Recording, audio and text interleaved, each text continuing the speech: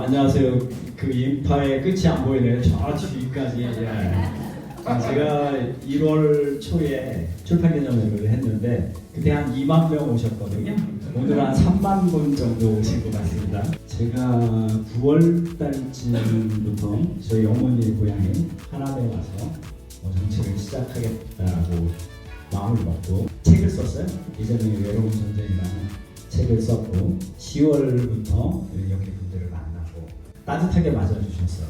처음 보는 얼굴인데도 따뜻하게 맞아주셔서 너무나 감사했고 인터넷 커뮤니티에 글을 쓰고 유튜브에 출연해서 저를 알리고 생명부지의 사람에게 지지한다, 네가 마음에 든다라고 하시면서 연락처 주시고 그랬던 분들이 이제 오늘 오신 분들이거든요. 자발적 지지자분들, 그런 소중한 마음들이 모여서 하나면서 새로운 정치를 네가 좀 해봐라, 민주당 좀 개혁하고 민주당이 부족한 부분이 있으면 제대로 좀 채우고 새로운 정치도 좀 해봐라라고 주문해 주시는 부분들 제가 깊이 새기고 있고요. 초심 잃지 마라. 그 초심은 그거 같아요. 좀 민생 좀 살려봐라.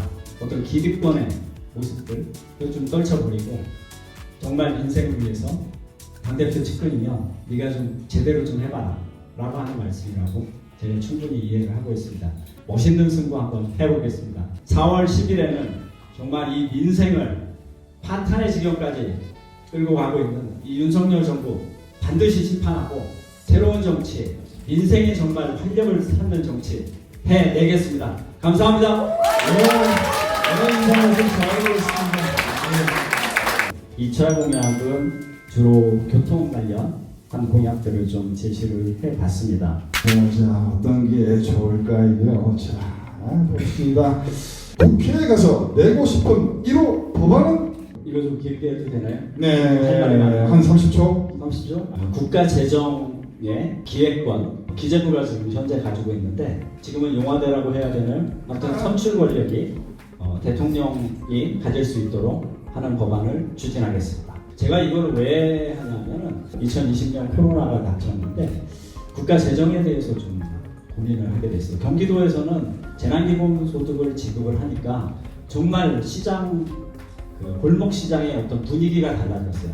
아, 국가 재정이 서민들한테 이렇게 도움을 주면 우리 삶이 정말 이렇게 윤택해지고, 미국이 코로나가 발발하고 1년 반 동안 GDP의 27%의 서민 지원 예산을 쏟아부었습니다. 선진국 평균이 15% 이상이고요. 우리나라가 4.3%밖에 안 썼어요. 국가가 빚이 안 늘어나는 동안 서민들은 정말 큰 어려움에 봉착을 했습니다.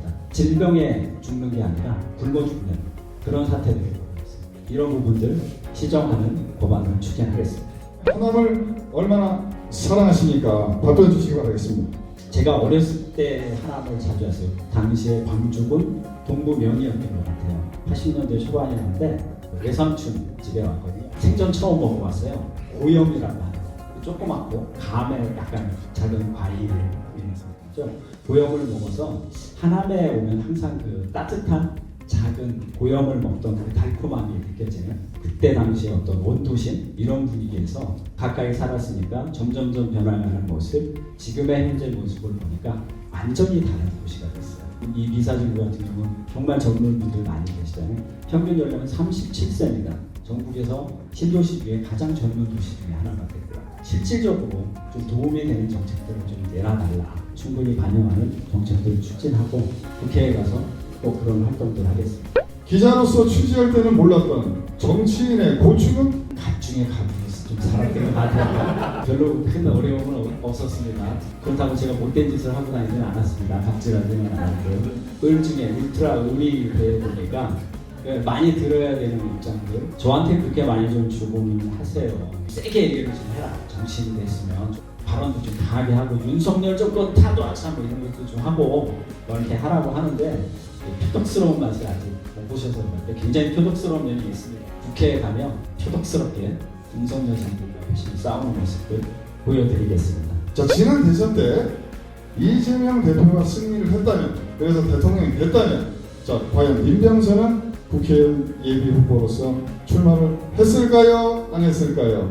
아마 저희가 대선에서 승리하고 저는 대변인을 했으니까 아마 청와대에 들어가서 뭐 하나 하고 있지 않을까 라고 스스로 생각을 했는데요. 굉장히 좀 힘들었어요. 대선을 치고 나서 대선에서 중심적인 역할을 했던 사람으로서 너무나 힘든 세월을 보내고 있다가 당대표의 단식을 하시는 걸 보면서 제가 국회에 가서 도와드려야 되겠구나 생각해서 선출직에 뛰어들었고요.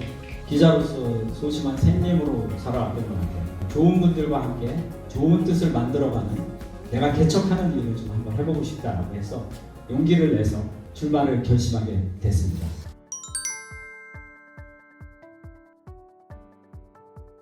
민생 문제, 경제적인 문제에 관심이 많습니다. 그래서 강하게 추진하고 싶은 건 민생개혁의 문제들, 검찰개혁 문제들, 수건 사업이고 꼭 강하게 추진하고 싶고요. 언론개혁, 제가 너무나 잘 아는 부분이니까 이거는 그냥 잘할 수 있을 것 같아요. 그리고 이 부분을 시키지 않으셔도 제가 알아서 잘할 겁니다. 의료와 복지의 문제들, 1인당 개인 소득이 3만 불이 넘는 나라인데 전 세계적인 복지 후진국 중에 후진국이죠.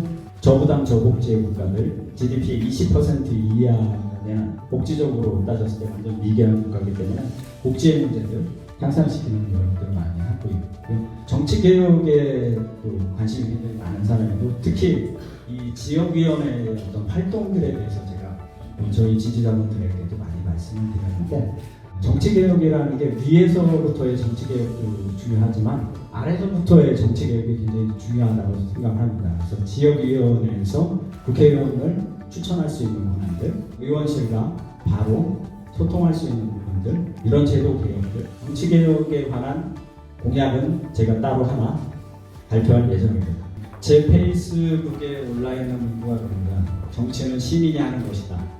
저는 그 시민들의 집단 지성을 모아서 대리하는 역할들 모아서 새로운 제도를 만들고 법을 만들고 개선하는 문제들을 하는 것이다라고 페이스북 머리글에 그렇게 써놨고요. 항상 그 마음 변치 않고 여러분들과 함께하는 정치 끝까지 하겠습니다.